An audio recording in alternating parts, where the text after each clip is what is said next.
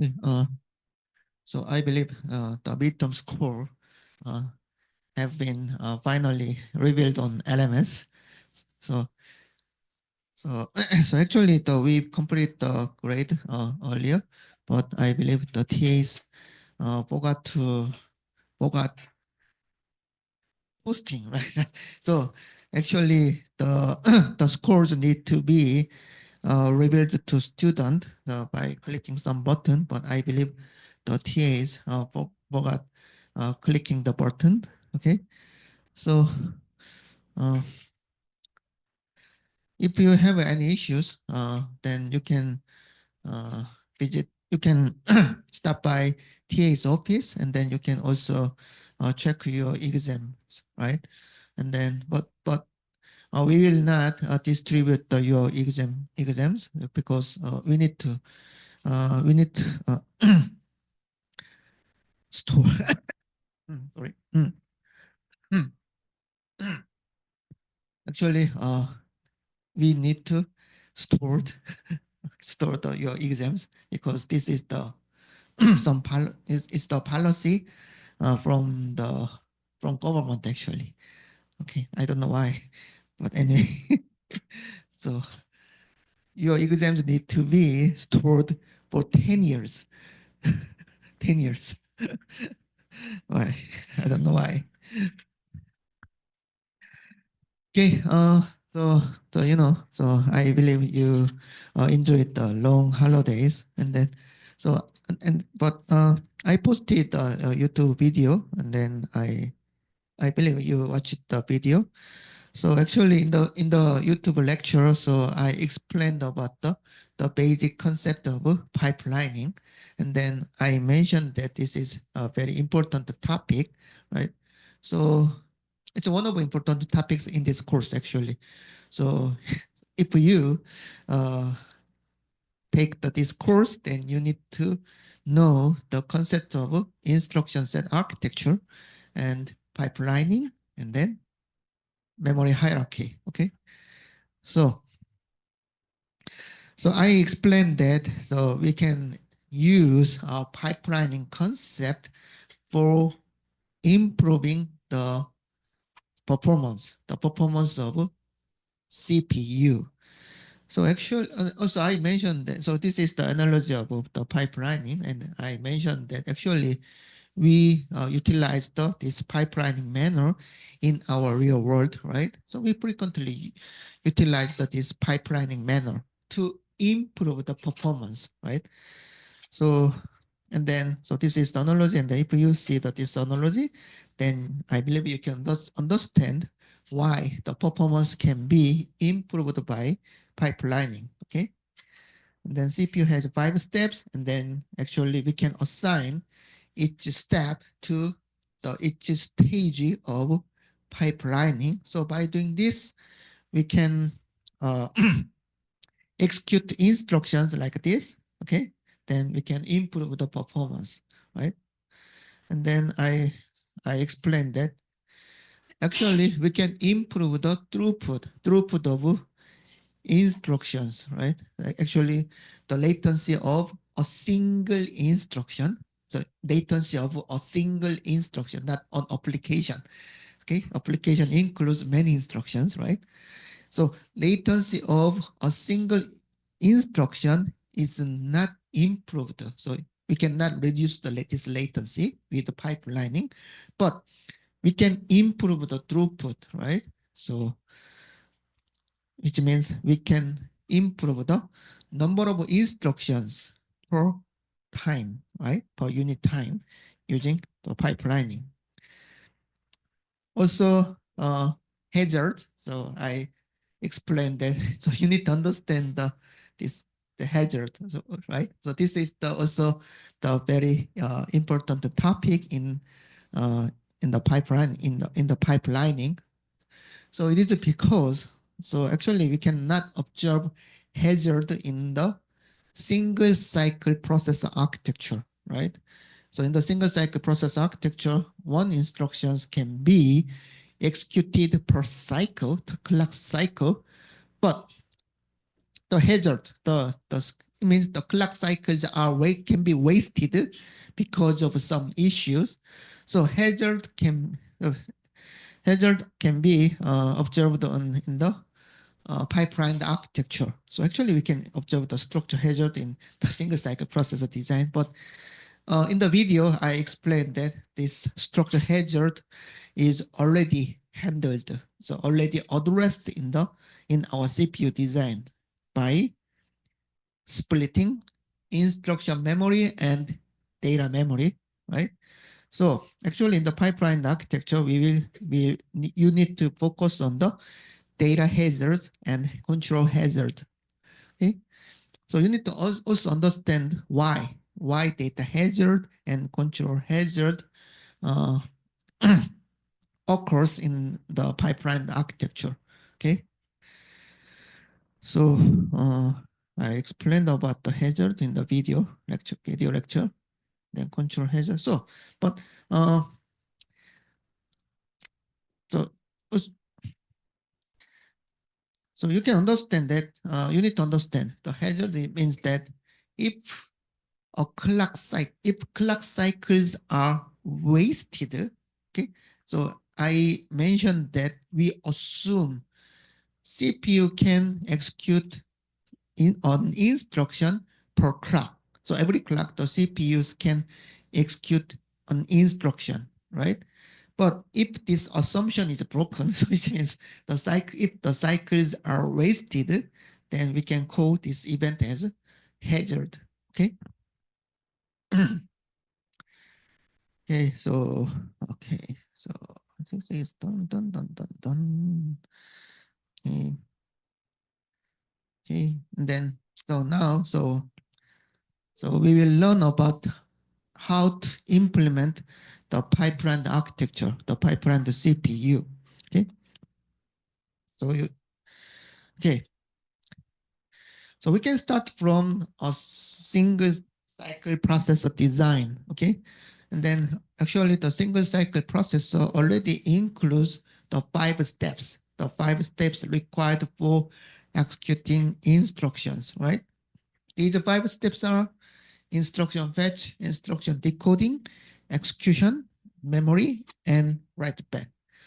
Okay. Also, we learned which which data path element handle each step. Okay. So, for example, instruction memory and then the program counter register and handle the instruction fetch process. Also, register file and control unit handle the instruction decoding part, and then ALU is executed in the execution step, right? So then how can we split this single cycle processor into 5 stages? So we will learn about the 5 stage pipeline architecture. It is because instructions can be executed using 5 steps, right? So like this analogy, the pipelining analogy. So this laundry process has 4 steps. So we organized these 4 steps of laundry process as the 4 stages of pipelining. So like this, we can organize the pipeline architecture using five, 5 stages because the CPU execute instructions using 5 steps, right? So like this analogy that we can split the steps for executing instructions like this. So we can just draw a line, okay, line like this, okay, and then we can split these 5 steps in a single cycle processor, right? So this is the instruction fetch, instruction decoding, execution, memory, and write back. But how can we implement these stages in hardware? So we are learning about the hardware design or hardware architecture. So which means we need to learn how this pipelining can be implemented using digital hardware, right? So, when we learned about the pipelining, and then we learned that actually we can reduce the clock period, right? And then one stage of pipelining is executed every clock. That's what we learned, right? So this is the clock period, right? So it's a clock period, clock signal like this, okay, like this, okay. And then in every clock, so one instruction, the one step of this instruction is executed, and then for the next clock, this is clock period, the next stage, the next step will be executed. So for the pipeline architecture, we need to implement this process using digital hardware components. And how?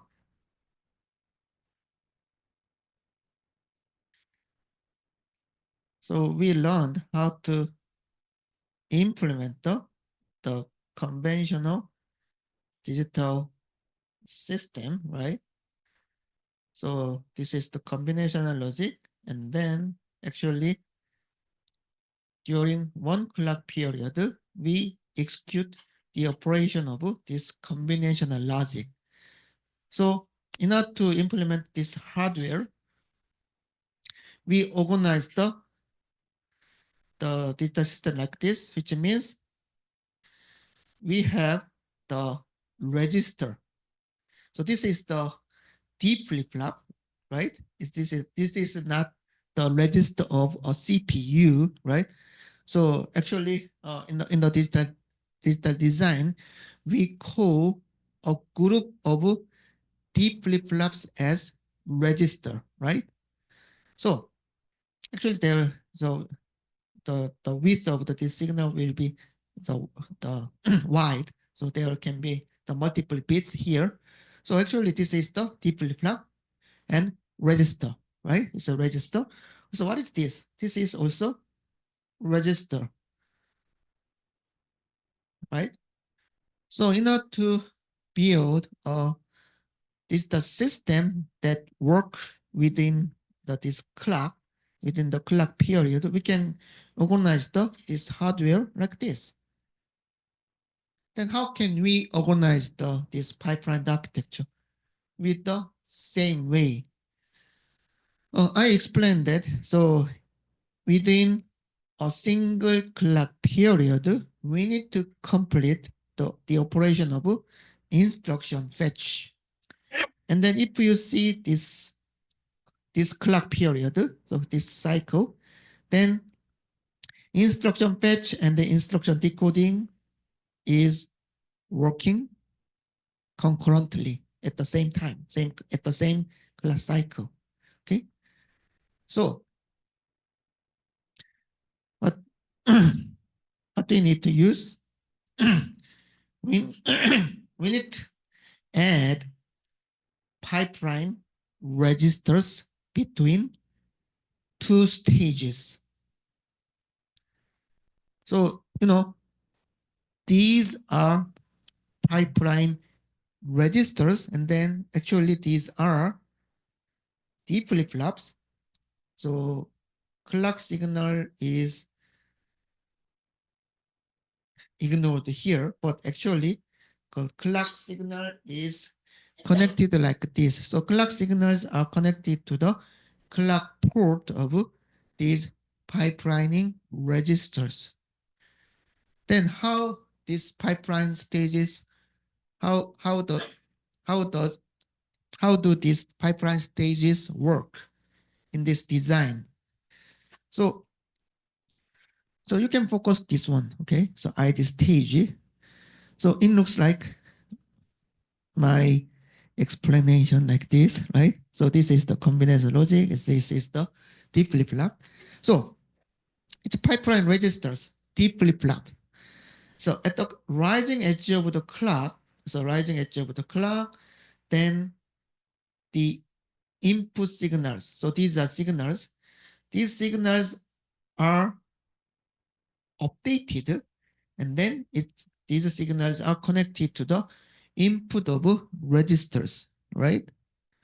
So it means at the rising edge of the clock, this register file can work with this updated signal. So which means ID stage, the process for ID stage can be done by this stage during the 1 clock period. And also the register file has delays, right?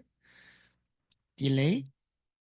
So register file will create the output at some later part of this clock period. So okay,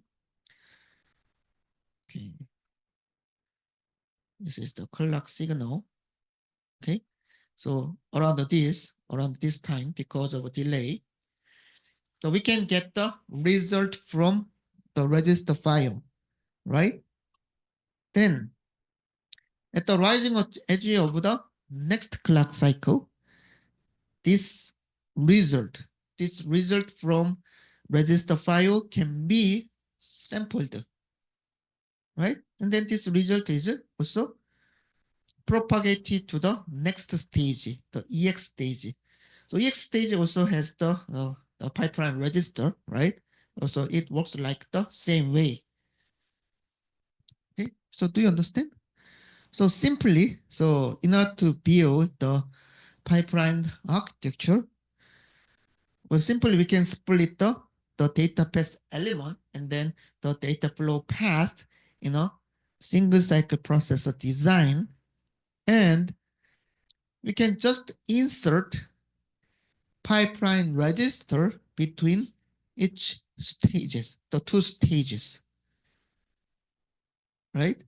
So by doing this, so we can also observe that the critical path delay. So actually in a single cycle process design, the critical path delay is like this, right? So actually, so we need to, it's a load instruction. The load instruction need to touch all data path elements, right? But in the pipeline architecture, we can observe that the critical path is split into multiple stages, right? Because we can complete the operation of this stage within 1 clock. But you can find that in this stage, we have only register file data path element. So we can cut the, the critical path, right? So this is the benefit of the pipeline architecture, right? The benefit is we can use fast clock signal, right? We can improve the frequency of the clock signal. So that's what we learned in the lecture, in the lecture video, right? It's the previous lecture, okay? So actually the concept is very simple, right? So we can split the stages in the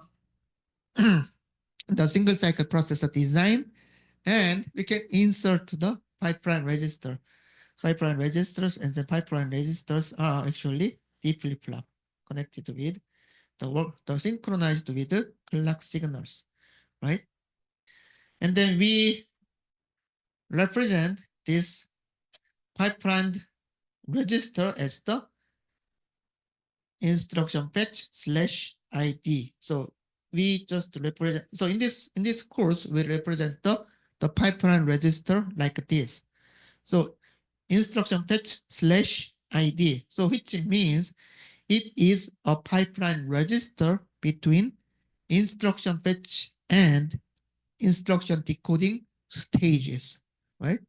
So you can find the ID slash EX and then EX slash mem. So we can represent our pipeline registers like this, okay? So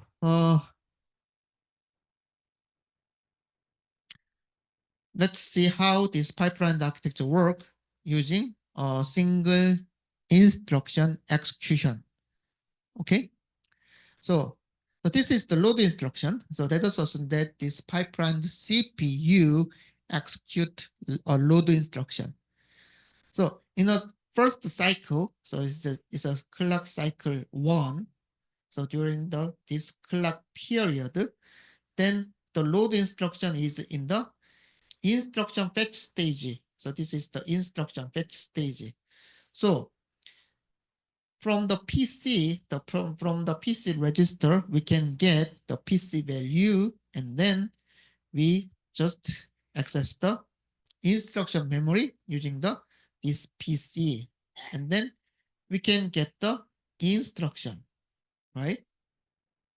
So this is the instruction fetch stage, and then we learned about this instruction fetch step in the single cycle processor design, right? So during this clock period, we can get instruction from instruction memory at the late timing of the clock period, right? Also, you can find this is the PC plus 4, and then PC plus 4 is given to the PC register. So I believe you are doing the lab assignment. So then I already explained that the PC register is also synchronized with the clock signal, right? So PC plus 4 is also calculated and then is given to the PC, and then this PC plus 4 will be updated when the rising edge of next clock. Also, so we can get the instruction from instruction memory, but because of this delay, we can get the instruction around this point. Okay, oops, around this point. So this instruction, the instruction is also sampled by instruction fetch and ID pipeline register, right? So this is the instruction fetch stage of the pipeline architecture. So during this one clock period, the instruction fetch process can be completed.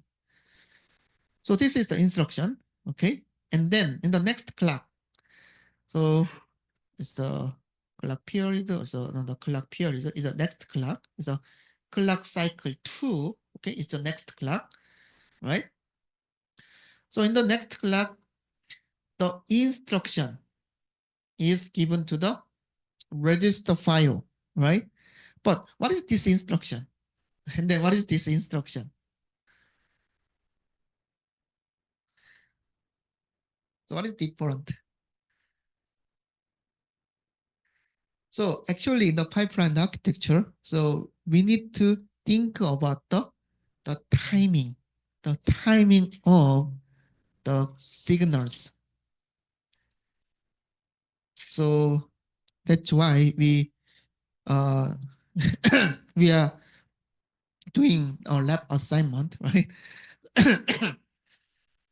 So this instruction is the instruction in the instruction fetch stage. So what does it mean? So this instruction is the instruction of ID stage, right? And then these are different signals. Also, it means these signals have different values, different data. So I mentioned that this instruction, so this instruction is the output of the instruction memory, but this instruction is in the instruction fetch stage, right? And then what is this instruction? This instruction is sampled by this pipeline register, and then it's given to the ID stage. So even though we call, oh, this is the instruction, so this is the instruction, but these data are different. So this instruction is the instruction in instruction fetch stage. So we can represent this instruction as the instruction fetch. So it means the stage and then inst, that inst. So it means it's the instruction in the instruction fetch stage. Then what is this instruction? This instruction is the id dot inst. And then actually this instruction is the next instruction because it's working with it. It is the this instruction is newly fetched for the next instruction in the next cycle. Okay, and then this instruction is propagated from the this instruction fetch stage. So this is the load instruction, right? So we assume that the load instruction is here, and then this, and then in the instruction fetch stage, this CPU has the next instruction. For example, add instruction. So next instruction. So we need to understand this. So even though there are so as you can see, so like this pipeline diagram, actually at the same time, at the same cycle, there are many instructions in the CPU. And then actually I already explained about this in the lecture video. And then so this is called the instruction level parallelism. So which means a CPU can execute multiple instructions at the same time, but the stages are different, right?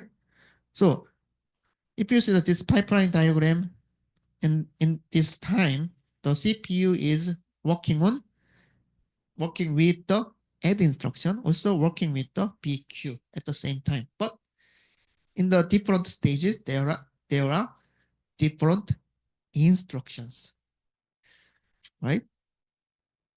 So sometimes the students can be confused because so this is the instruction, so this is the instruction, but these instructions are different, right? So you need to understand. So this is the instruction in instruction fetch stage if.inst, and then this instruction is the instruction in id stage id.inst. So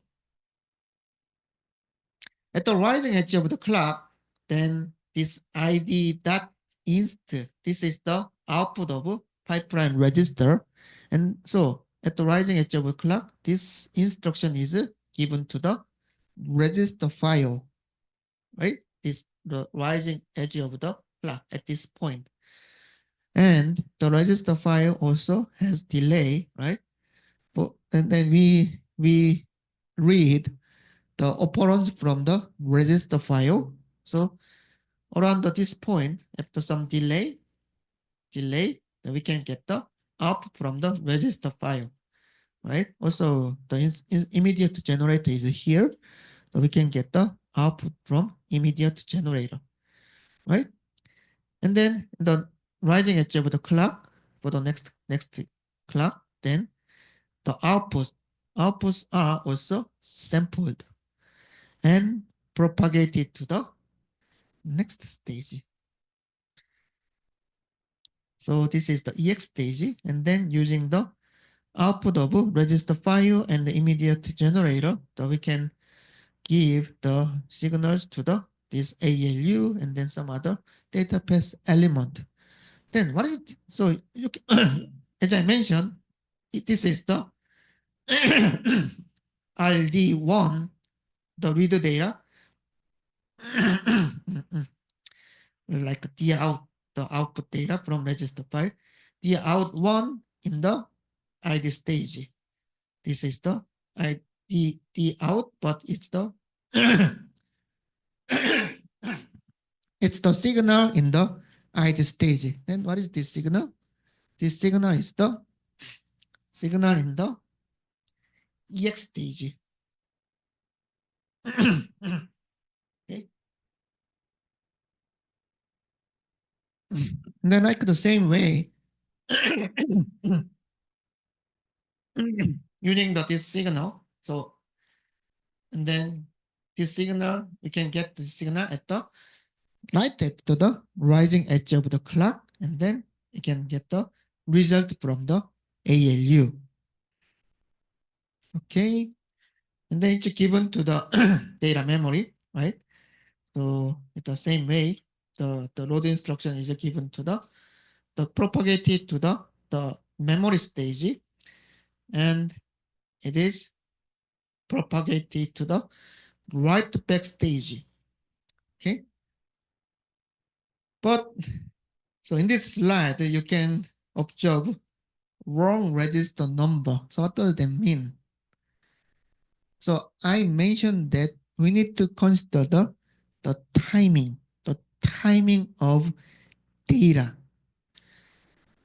So actually loading methods of, so even though I use the LD, but methods of the load word X1 and X2. Oops. So load word X1 and immediate X2, right? So actually load word stores the data to X1, right? So, and then which data? This data, right? And then what is this data? So we can, so this is the write back stage, and then we can represent this data as the write back dot some data, right? And then this data needs to be written back to the register file using what? So we need to identify the destination register number to in order to store new data to the register file, right? Like X1. This is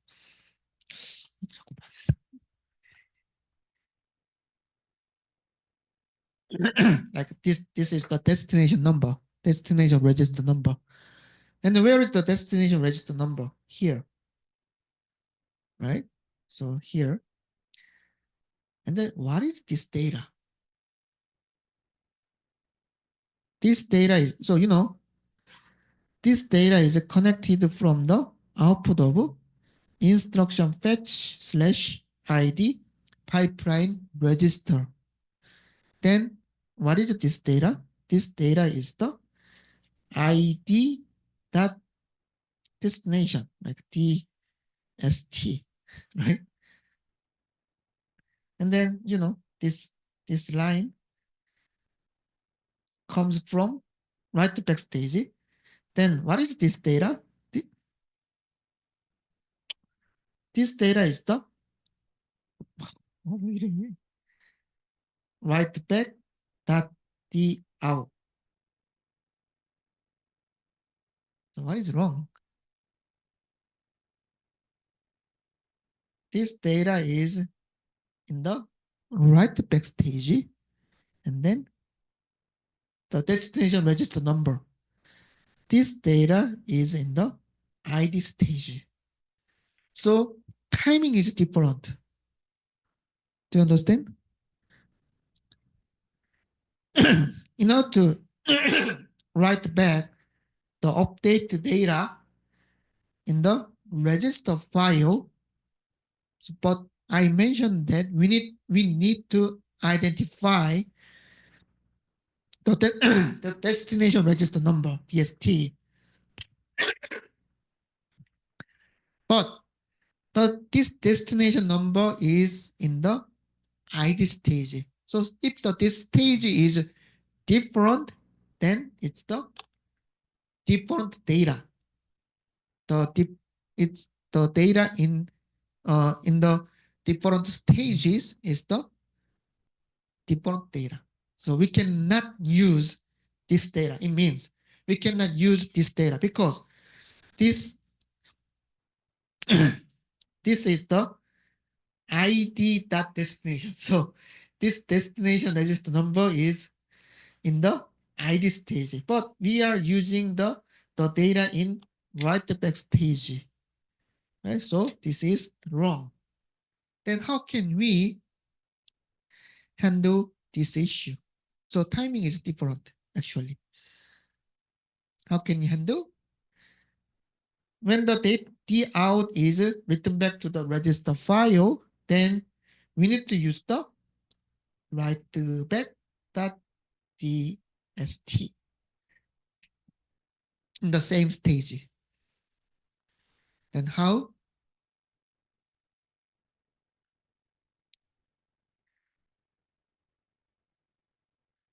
Like this. So what is different? So you can find that. So this is the new data flow.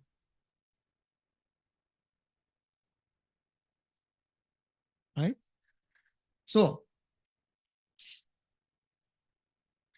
this data is the id.tst destination, and then it's given to the is id.ex pipeline register. Then what is this signal?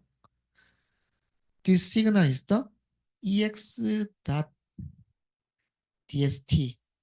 So this destination number is in the ex stage. And then what is this? This one, this is the mem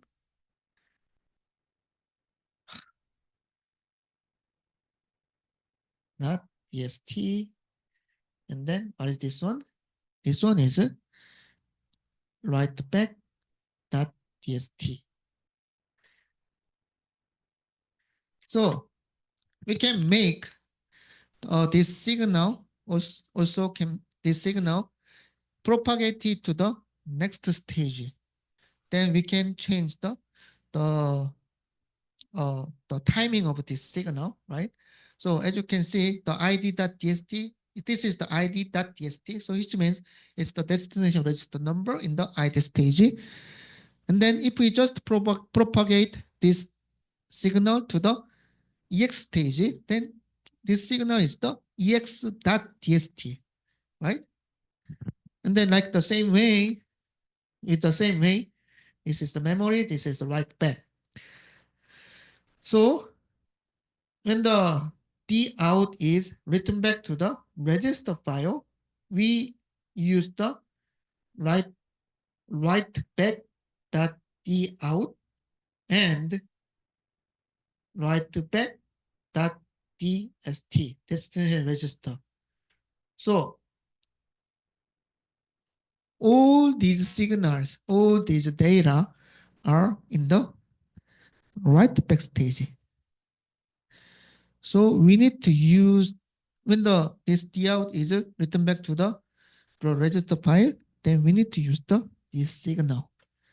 Okay, so how can we make this signal? By propagating signal to the next stage. So in the pipelining design, actually, as I mentioned, the pipelining concept is easy to understand, but so actually the design is a little bit tricky because we need to consider the timing of the signal like this.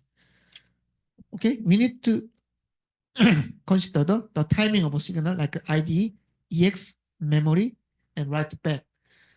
Even though the signal name is the same, but it belongs to the different stages, right? So and then it means these signals are different.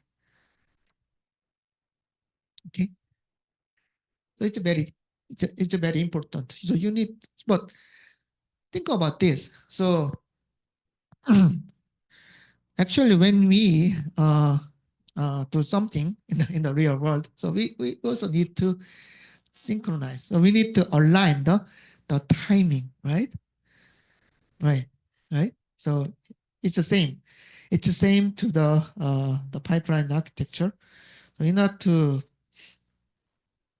use the signals in the pipeline architecture, we need to align. So we need to know when this signal is required, and then actually when this signal is used in the write back stage, then we also need to use the write back the signals in the write back stage to control this register file.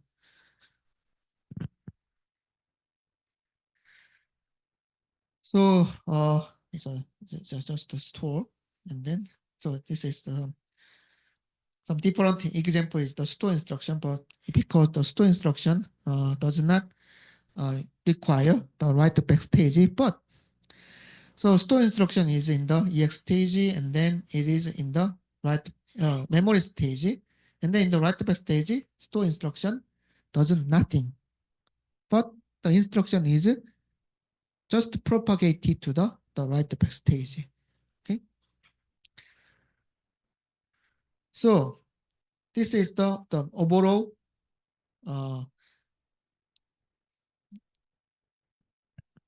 this slide shows some overall execution of the multiple instructions. So we can understand the behavior of a pipeline architecture like this. Okay, so it says clock cycles. Okay, and then every clock cycles, the instructions propagated to the next stage, right? So this is the load instruction, and in the clock cycle 1, the load instruction is in the instruction fetch stage. And then in the next stage, the load instruction is propagated to the ID stage. And then, so which means the instruction fetch stage can receive new instruction, right? Because it's empty. So the next instruction, the sub instruction is in the instruction fetch stage. So because there are different instructions in the different stages, right? So that's why I said that even though the signal name is the same, but it's a different data, right? So we can distinguish this data is the ID data, and this data is the instruction fetch data. So at the same time, there are multiple instructions, but these multiple instructions are in the different stages. So this is the pipelining. So if you see this CC5, the clock cycle 5, then you can find that there are 5 different instructions in a CPU, right? So number of instructions which are being executed can be increased, right? So there are multiple instructions in a CPU. So this is called the instruction level parallelism.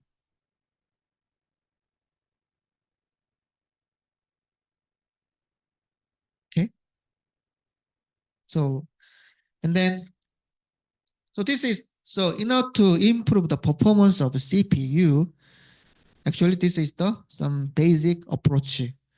We need to increase the number of instructions which are being executed by CPU. So which means we need to increase the instruction level parallelism.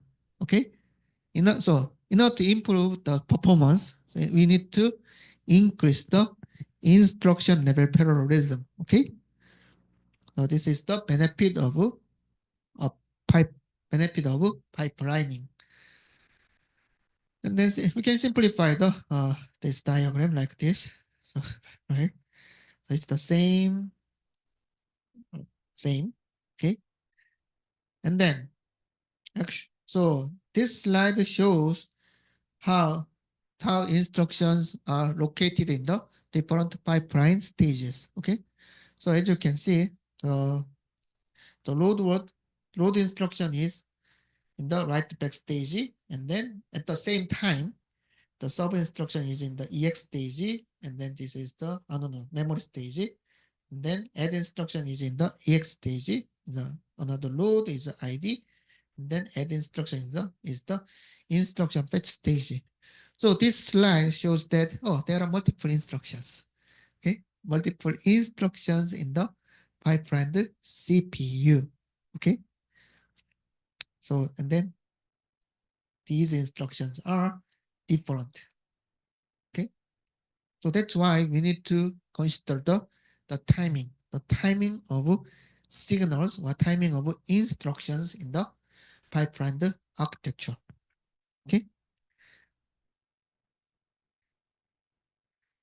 then how can we build the control signals? How can we connect the control signals? So we learned how to design the control unit and then how to connect the control signals to the control port of data path element for the single cycle CPU. So in a single cycle CPU, one instruction completes its operations within one clock period. So simply we can generate the control signals and then we can just connect these control signals to the control port of the data path element, right? Now how about the pipeline architecture? So this slide shows the several control signals, but the control port are not connected. Okay, control port are not connected. So and then we need to connect the control signals to these control port, right? And how? So we can generate the control signals using instruction, right? So in the single cycle processor design, we can just use the OP code field of the instruction to generate the many control signals, right? So this is the control unit, and then using the OP code field, we can generate the control signals. But when? So this is the instruction fetch stage, and then because of the delay of this instruction memory, uh, actually we can get the instruction at the late part of the clock period. So it's a clock period, then we can get the instruction around this at this point, right? So it's so late. So actually we cannot use this signal because if the control unit exhibit the delay, right? So but in the ID stage, we can immediately use this instruction signal right after the rising edge of the clock, right? So the control unit use the instruction in the ID stage. So ID that inst is given to the control unit, right?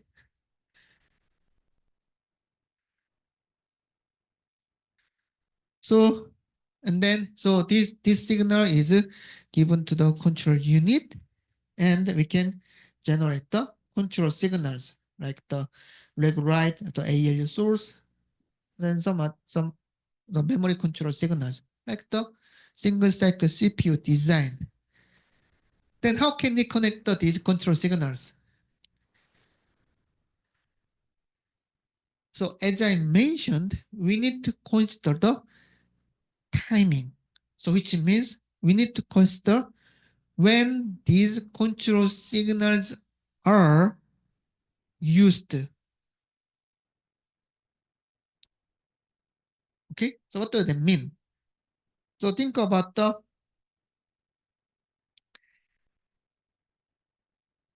ALU source signal. ALU source. So ALU source selects the the input signals to the ALU, right?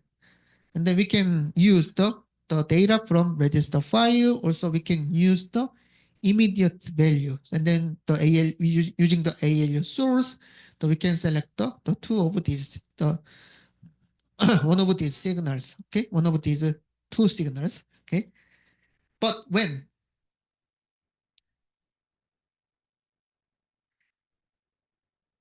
So we can check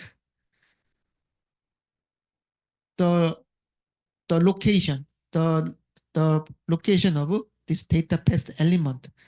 So ALU source is used by this multiplexer, and then this multiplexer is in the EX stage, right? In the EX stage. Then what does that mean? This ALU source signal is used, so the ALU source control signal needs to be aligned with the signals in EX stage. It's aligned. It's synchronized. Do you understand? So ALU source is, so we can say that because this multiplexer is in the EX stage, so ALU source needs to be used in EX stage. So which means when the instruction is in the EX stage,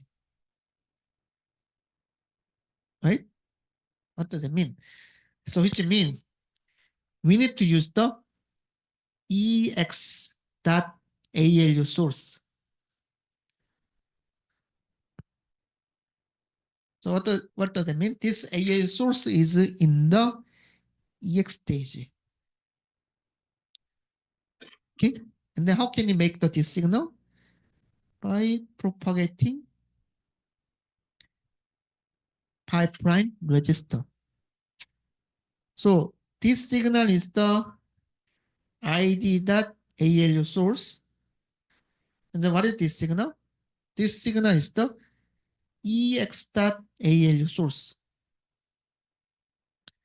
Okay, so timing is different. So in order to use this ALU source, then we need to use the EX.ALU source. Right? So do you understand?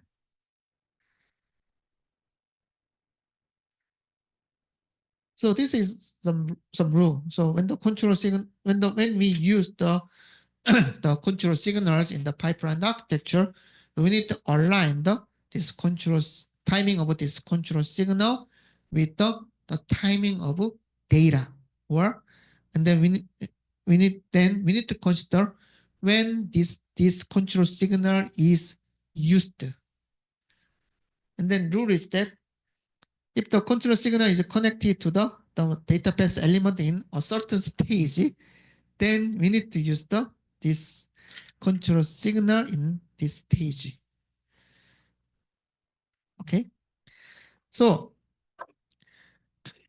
control signal is generated by control unit in the ID stage, and then the generated control signals need to be propagated to the next stage like this. And then if a certain control signal is in the EX stage, then we need to use this signal because this signal is the EX dot certain signal, right? And then if control signals are used in the memory stage, and then the control signal also needs to be propagated to the memory stage. So we need to use the mem dot some control signal, right? So which means we need to align so we need to consider the timing, when the control signals are used. Okay, so write back is the same. It's a write back. That's control. We need to use the write back that control signal. Okay. So we can connect the control signals like this. So this is the completed design. So as I mentioned, the ALU source is used by this multiplexer in EX stage. So which means we need to use the EX.ALU source. Okay, this control signal. Now how about the mem write? Mem write is used by data memory. When? And then data memory is in the memory stage, and then this mem write is used when the data memory is accessed by instruction. And then this instruction will access data memory in the memory stage. Now what does that mean?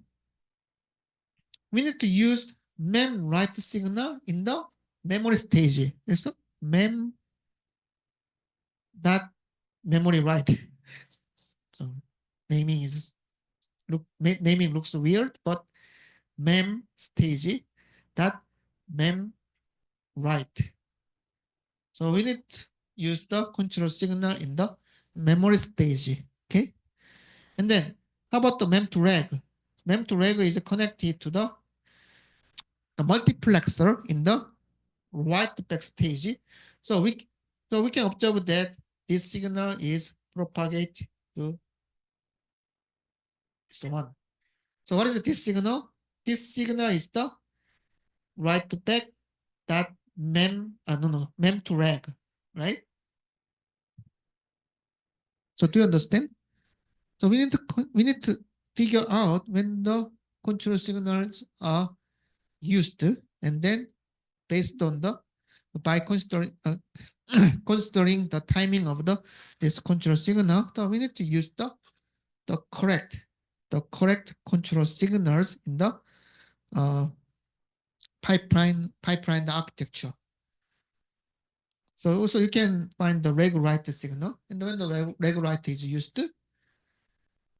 reg write is used by in the write back stage, because the data is written back to the register file in the write back stage, right?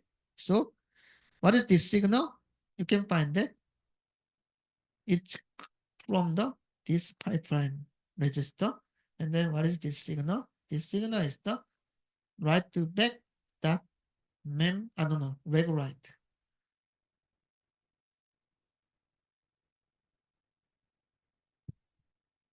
So this is the rule. So we need to figure out when the control signals are used, and then based on this timing, we need to use the appropriate control signal. Okay. So and then also when we design the pipeline digital system, also we need to consider the timing of signals, or timing of control signals, and the timing of data signal. And then these signals need to be aligned, synchronized by some clock cycles. So even though we learned about the pipeline architecture, this is the pipeline CPU, but actually we use this pipelining in all these systems. So what is the benefit of a pipelining? The benefit is that we can reduce the delay of a critical path, right? So digital system is the same. We use clock signals to run the digital signals. So right. So actually, most digital system is synchronized with the clock signal. So then, what does that mean? In order to build the high performance digital systems, so we need to reduce the clock period. Then how? Pipelining. Okay. So even though we are learning about the CPU architecture, but the same concept can be also applied to digital systems, digital system design, right? So that's why the pipelining is a so important concept. Okay. So you can apply the same rule to some other digital system design, the pipeline the digital systems, right? Okay. The rule is simple actually. So we need to consider the timing of signals. Okay, because the signals propagate to the stages of this pipeline architecture, then we need to define the timing of the signal, like ex dot some signal or mem dot signal, the write back dot signal, write back dot some signal. Then we need to connect this signal when the signals are used or processed. Okay, so we need to consider the timing. So, so in the so in the lab assignment, so you can use the GTK wave, right? So which means you can check the waveform, right? So the waveform, so in the waveform, you can find some time, right? So you can observe the signal changes by time, right? So in the pipeline architecture, so we need to also consider the timing. So which means time actually. Okay. So and then you can just practice this intuition using the waveform, right? So using by checking the waveform of the your design, then you can also check the timing of the signals and how the signals are changed by clock signals, right? Okay, so we complete the data path element and then also control signals in the pipeline architecture. Now, so we can briefly learn how to handle data hazard. Okay, so what is a data hazard? So actually, I already explained. Okay, so data hazard are caused by data dependencies between instructions. Well, this is the very uh, some example, but you can find that so every data is dependent. So in this example, the x2 is generated by sub instruction, right? So x2 sub instruction update the x2, and then the following instructions add or and or add and then store instruction use the values but the value in x2, right? X2, oops, x2, x2, x2, x2. Okay, so then let's see how this data can be forwarded. So we learned that the data hazard can be handled by data forwarding, right? So and then also we learned that if the previous instruction is arithmetic instructions, so actually the data can be forwarded immediately the next cycle. Then the clock cycles are not wasted, right? So using the data forwarding, we can handle data hazard. So if the previous instruction is memory instruction, like load instruction, then the one cycle can be wasted, right? One cycle is wasted because the the result is generated in memory stage, right? But in this example, the x2, the value of x2 is updated by sub instruction. Then what is this instruction? This instruction is an arithmetic instruction. So we can forward the data updated by sub instruction to the following instructions, right? So send or add store. Okay, that's because this is the arithmetic instruction. Then how?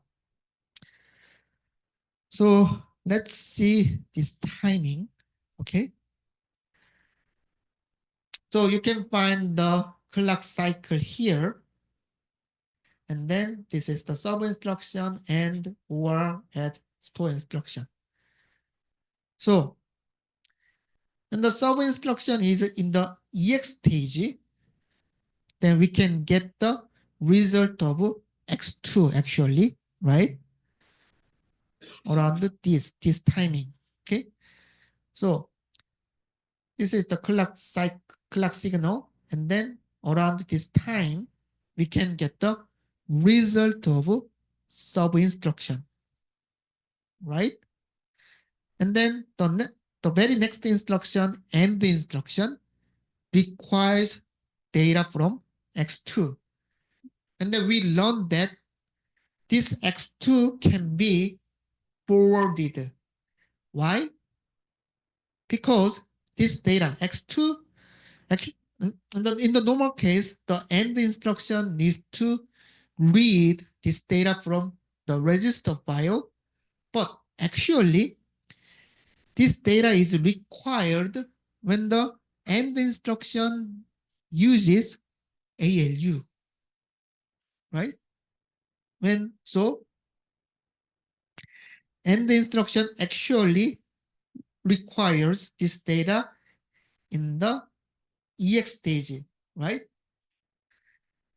So, and actually, then is the next cycle, and then the early time of the EX stage, right?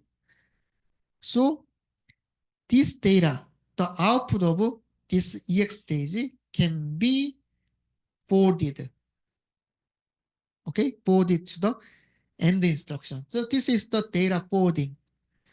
Now, how about the OR instruction? The OR instruction, so actually, when the OR instruction is in the ID stage, the sub instruction is in the memory stage. So which means the data is not written back, has not been written back to register file yet because it's in the memory stage. So this data needs to be forwarded, right? So when the OR instruction is in the EX stage, then this data needs to be forwarded, forwarded to the input of ALU. So this is the another data forwarding. So you need to distinguish these two cases. So this is the data forwarding, right? So same data forwarding. So, but it's also different. Why? Timing is different, right? This end instruction requires this X2 data when the end instruction is in the EX stage, and then in when the end instruction is in the EX stage, sub instruction is in the memory stage, right? How about the OR? OR instruction requires this data in the EX stage, but at the same cycle, the sub instruction is in the write back stage. So what does it mean? We we need to forward data from both data in the different timing. Okay, so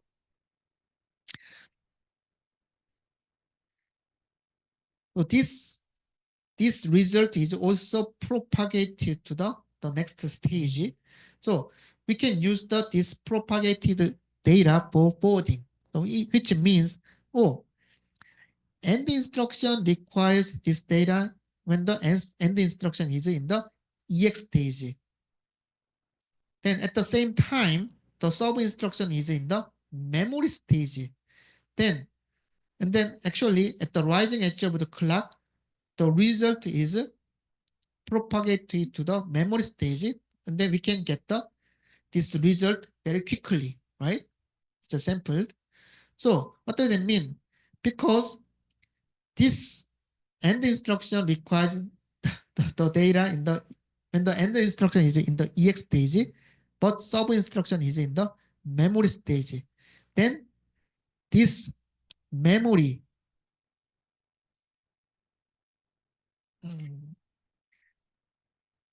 mem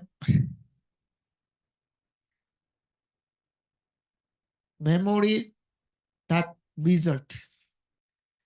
So it's a just to propagate to the memory stage. So this memory dot result needs to be propagated the forwarded to the input of ALU for this end instruction. How about the OR instruction? OR instruction, when the OR instruction requires the data, then OR instruction is in the EX stage. Then where is the sub instruction?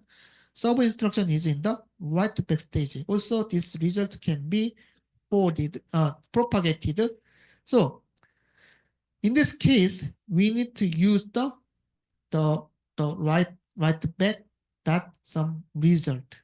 So this result needs to be forwarded. And then I mentioned that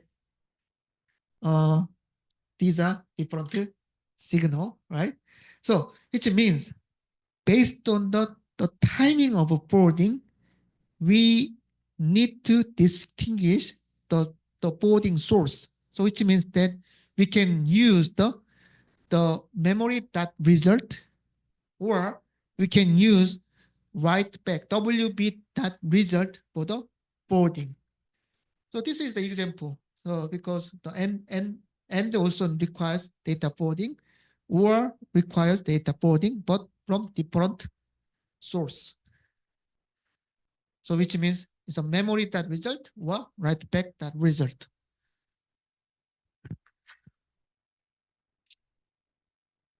How about the add?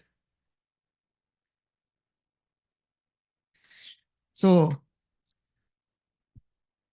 when the add instruction is in the ID stage, then the sub instruction is in the write back stage. So which means the sub instruction is writing the data to the register file. And then at the same time, the add instruction reads this data. So same X2, right? So which means this this data is being returned to the register file, and then this data needs to be also given to the output port of register file. And then I also mentioned this one in the lecture video. So this forwarding is called the internal forwarding.